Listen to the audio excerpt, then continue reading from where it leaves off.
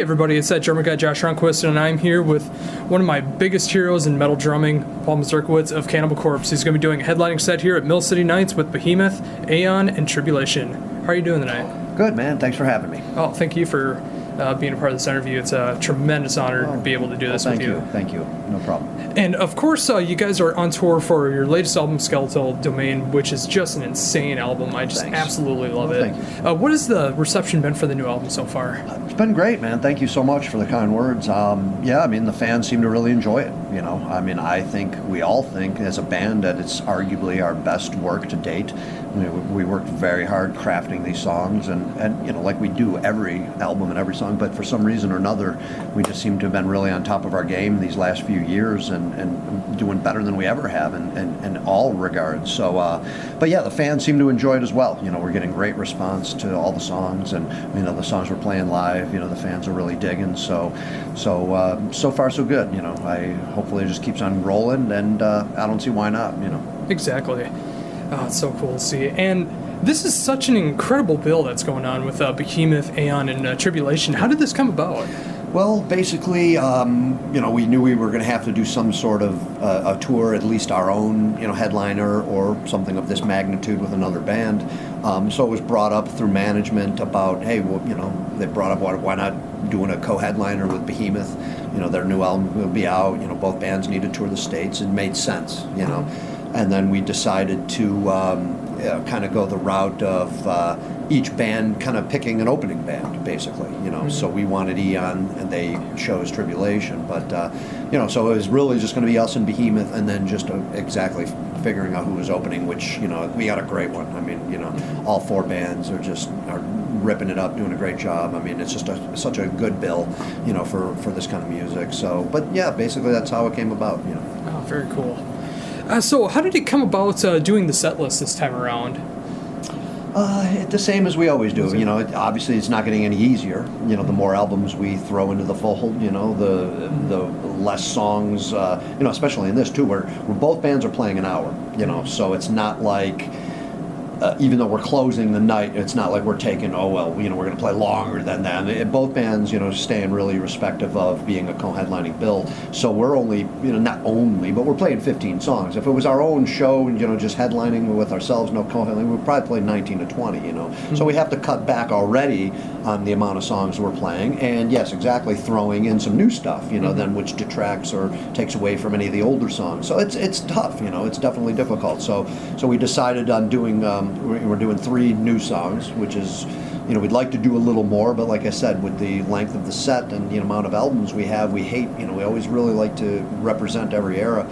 So we're, I think, yeah, so we're doing about 15 songs. We're doing 3 off the new record, and then that's, you know, you got to fill in with the rest of the record. So it's difficult, you know, because there's so many great songs and so many, you know, songs we can play and everything, and so many, you know, off of so many different records that people are gonna, you know, they're not gonna be able to please everybody. So we just feel we're playing, you know, some of the staples that need to be played, and then, you know, maybe throw in a couple one or two that, you know, that maybe the fans may not expect us to play. So, but yeah, it's getting a little more difficult, you know, as time goes on to really pick a you know, set list. But you know, we're doing our best. But that's what's great about the new album is just it feels so natural. It feels like such a killer, no pun intended, Cannibal Corpse album, that everything just like flows together. It doesn't sound like it's like out of place in any way. Well, that's why I think we're on top of our game. It's, you know, it's Cannibal Corpse at its best, I think. You know, I really look at it as being you know, a mix of old Cannibal with, of course, new Cannibal, because it's new, you know, so we're going to be having our newer, you know, whatever influencing us or whatever we're feeling these days, but, you know, it's just mixed with the old school and just really a good, solid, all-around, you know, well-rounded Cannibal Corpse record, you know, and like you're saying, it does feel natural. I think we always try to be that way. You know, we're always just kind of writing from within, you know, not forcing it per se, you know, but for, you know, like I said, for some reason this time around everything has just comes, you know, it's been coming together in the last few years, and just being more meticulous about the songwriting and our playing's improving, and you know, the productions are getting better and all that kind of stuff. So So that's good. You know, we can't complain. You know, we want to be relevant. We want to be the best band we can be now. Exactly, and not looking back and being a has-been kind of. Well, why are we still out here? And you know, their new album's not good, or you know, just going through the motions. You know, look at them, they're old. You know, so we don't feel that way at all. And we don't feel that way. You know, the fans' attitude is not that as well. They're happy that we're here. New fans every day. You know, loving the new record. You know, so that's a good positive thing for the band, of course. Oh, very cool. And along with that, do you ever feel the need for, like, with your drumming to challenge yourself when it comes to, like, the new album or anything? Oh, yeah. I feel I have. I really feel I have on the new record, you know, compared to, you know, a few in the past. I do feel that I've really took more initiative myself personally to better myself, do little things that maybe I didn't do 10 years ago. You know, I mean, like you said, it was, we've always tried our hardest, but, you know, I noticed how my work ethic and my the way I went about things more recently than, say, like I just brought about 10 years ago, say, the differences, you know, you incorporating the click track and, you know, just me personally working on certain things that are going to help me play better, you know, which being all set up, you know, sitting, you know, all this kind of stuff, working on those things. And I feel that I'm playing better than I ever have. So yeah, I think I listened to a Skeletal Domain and I really notice myself the difference in my drumming. And I think the fans notice as well. I've got a lot of people talking and compliments and going, "Man, you really stepped it up," and thanks for noticing, because I feel that I made an effort to do that. So. Yeah, it definitely sounds like. I mean, just like right from the beginning, it's just like with all the blasts that you're doing and the double bass, the consistency and how brutal it is. It's just like, it's cool to be able to see that you guys are still able to keep that momentum going. Well, thanks, man. Yeah, we're trying our hardest always, and you know, we're lucky to be here. And but you know, it's a bit of everything: hard work and being at the right place at the right time. But you know, just the fact that we love this music, you know, it shows. You know, it's from the heart. We're not going through motions. We're not just slapping together songs or making a record. You know, we're really crafting and working our asses off to do the best we can do. So. That's why you guys are one of my favorite bands. Well, thanks, man. Yeah, appreciate it. So going back to the kids, did you make any changes in this album cycle on your setup? Not really. I mean, if anything happens, it's always minor, and it's usually, you know, like when I get home. Like I noticed what I did on the last tour. We just did Europe in October, November. You know, for a couple months. I get home from that, and that's when, if anything, usually I maybe do a little tweaking at that point. You know, I rarely do it during a cycle or a tour kind of thing. I've done it a little bit. Yeah, this time I just changed the minor thing. I changed my tension on my pedals a little bit. I'm like, you know what? I'm just going to loosen them up just a hair, you know. I just kind of had, you know, so I did that, and that's so minor, but yeah, it's something that I think I needed to do, you know, and I'm still kind of working. Exactly, I might get home from this tour and try something else, you know, like, you know, maybe I need to, you know, try to get sitting up maybe just a little higher or something, you know, maybe half inch, you know, let me work on that, let me work on getting a little closer to the kit, or, you know, just feeling the pedals a little bit more natural or better. So yeah, I mean, I think it's still a work in progress, and who knows, maybe I'll never get to the point where I feel that I'm there and I don't need to do anything else. Probably not, because as a drummer, I think you're always constantly messing around.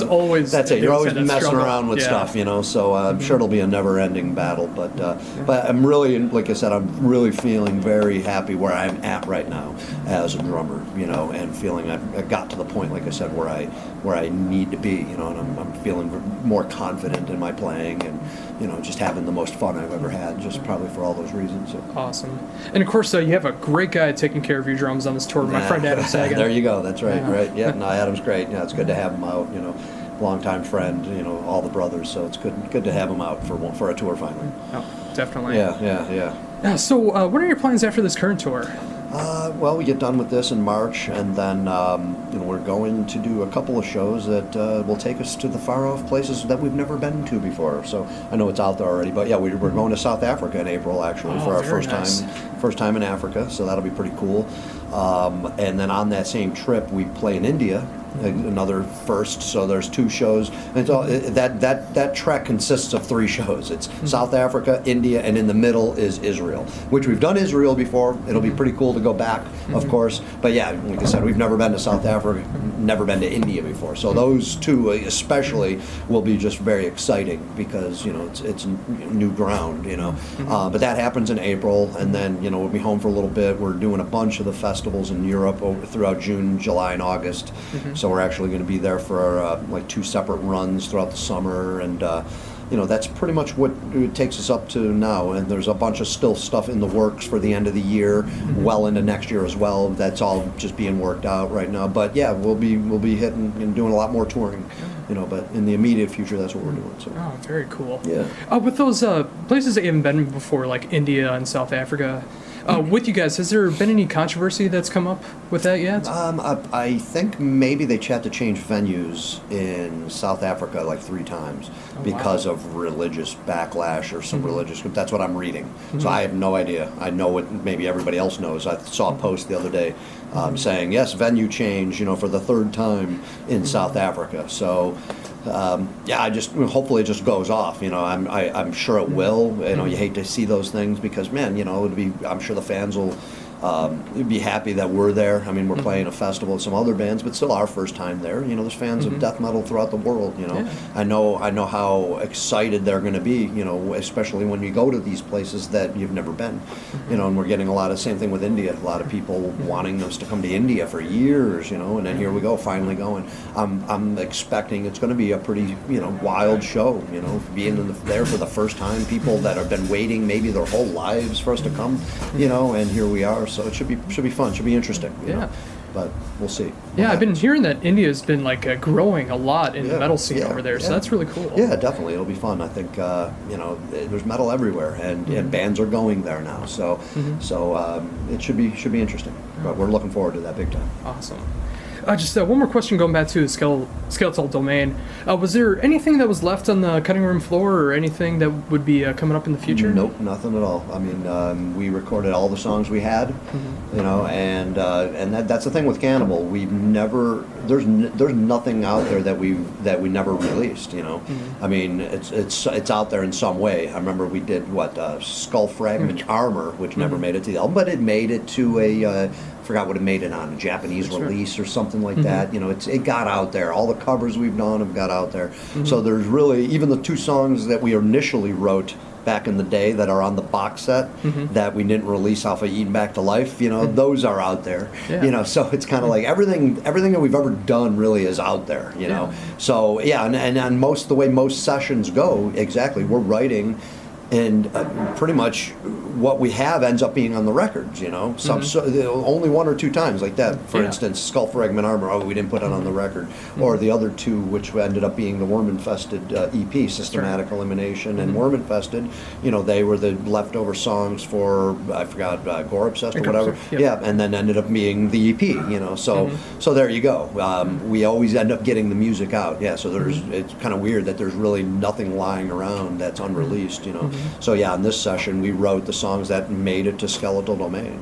It's weird because we don't know. We always have in the mentality of our mind well, let's keep it at 35 minutes, maybe 40 minutes. We'll write as much music as possible, and then we'll see how it goes. Then we end up recording, and then everybody's like, "Man, these songs are so great." No one wants to not have them on the records, So then they ended up just, whatever. The record's 14, 13 songs, 45 minutes. Oh well, let's just do it, because we're so excited and we're happy the way everything turned out. So, we're just weird that we're one of those bands that don't have anything lying around. So, well, I really like that though, because you never know what song is going to catch on, and if you release them all. That's kind of the way we look at it, because we look at, when we write every song, we look at going into writing that song as being, try to do our best, try to make it the best song. Sometimes you succeed, sometimes you don't. You don't know, right? And you don't know what may end up being, a popular song or what have you. So I think that's it with us. We're always so excited for everything we write, because we give it our all to those songs, that there's hardly ever been a time, obviously, otherwise we wouldn't release anything, that we just strictly, we don't want that out. That's not good enough, I mean, and really it would have been those, the 2 songs that didn't make it on Eaten Back to Life, Escape the Torment and Enter at Your Own Risk, that were those were such early Cannibal songs that, that was in the beginning of our career where we felt we did have way better, and that those kind of fell to the side and were never to be released or played, other than putting it out on, I guess on that the DVD when we had it out there because of playing them live. So. But yeah. So I kind of like that as well. You know, where we are. You know, that there's nothing. You know, no throwaways, so to say. You know, everything we do, we really feel 100% behind. You know. So. Oh, very cool. You guys have some amazing covers that you guys do. My personal favorites, I think, along with many, is No Remorse. Cool.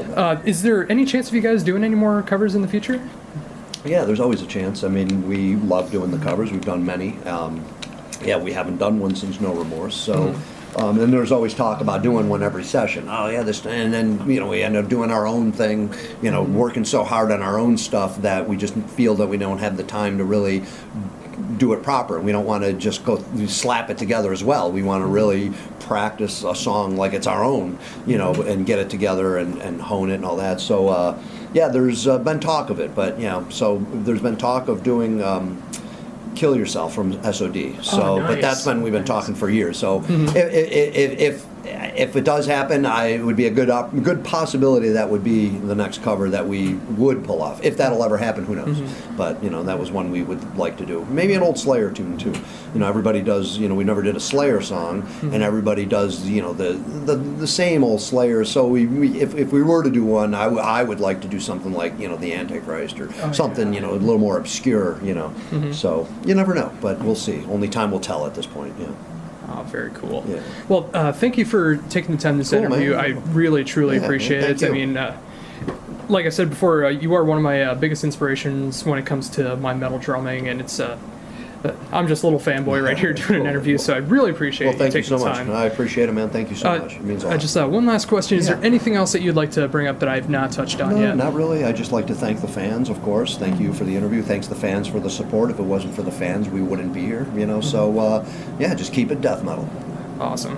Once again, thank you for taking the time to do this interview. No problem. Thank you guys. No problem. Once again, that was Paul Mazurkiewicz of Cannibal Corpse. If you haven't already, make sure to check out Skeletal Domain on Metal Blade Records. And this is that German guy, Josh Runquist. Thank you.